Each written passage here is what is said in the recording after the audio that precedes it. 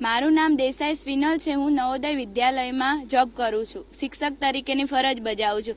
અમારી શાળાની બાજુમાં જે હાઈવે આવેલો છે મેન ડીસાથી સમૂહ વચ્ચેનો, તે રોડ 12 મહિનાથી બને છે પણ હજુ તેનું કામગીરી પૂરી થઈ નથી। કેટલાય મહિનાથી કામ ચાલુ જ છે। એમાં કપચી નાખેલી છે, તેના કારણે બહુ ડસ્ટ ઉડે છે અને અમારા છોકરાઓના મધ્યાહન ભોજનમાં પણ એની અસર થાય છે। બાળકો જમવા બેઠા હોય તો ડસ્ટ ઉડે છે, એના કારણે બાળકોનું સ્વાસ્થ્ય પણ બગડે છે અને બાળકો બહુ બીમાર થાય છે। તેના કારણે અમારી એક જ માંગણી છે કે આ રોડ જલ્દી બની જાય અને અમારા બાળકોને આ સ્વાસ્થ્યને નુકસાન ન પહોંચે તે માટે સરકારે પગલાં લેવા નમ્ર વિનંતી। આ જ્યાંથી રોડ બન્યો ત્યારથી સેપડ એટલી ઉડે કે કોઈ બાઇકને હેલ્મેટ પહેરવા ના હોય તો તેના માથા આખું ભરી જાય, શ્વાસ લેવામાં તકલીફ થાય અને ગાડીને ઓવરટેક કરવું હોય તો મુશ્કેલી થાય અને કામ તો બહુ ધીમે જ ચાલે છે અને ખૂબ તકલીફ પડે। સાયકલ લઈને જતા હોય ત્યારે પણ સામે કોઈ સાધન આવે તો દેખાય ના અને બહુ ધુમ્મસ ઉડે। ગંગારામ પચ્ચાણજી વાસણા ગોળિયા।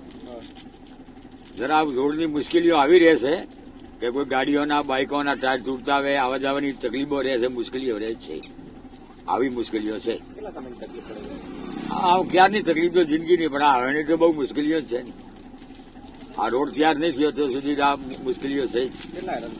હેરોનમાં ખોબી નથી, 2-4 તો ટાયર તોડી નાખ્યા ગાડીના અને બાઇકના। માગણી એવી છે કે રોડ વ્યવસ્થિત થવું જરૂરી છે, માગણી એવી છે। પાછળના 1 વર્ષથી આ રસ્તાનું કામ ચાલુ છે।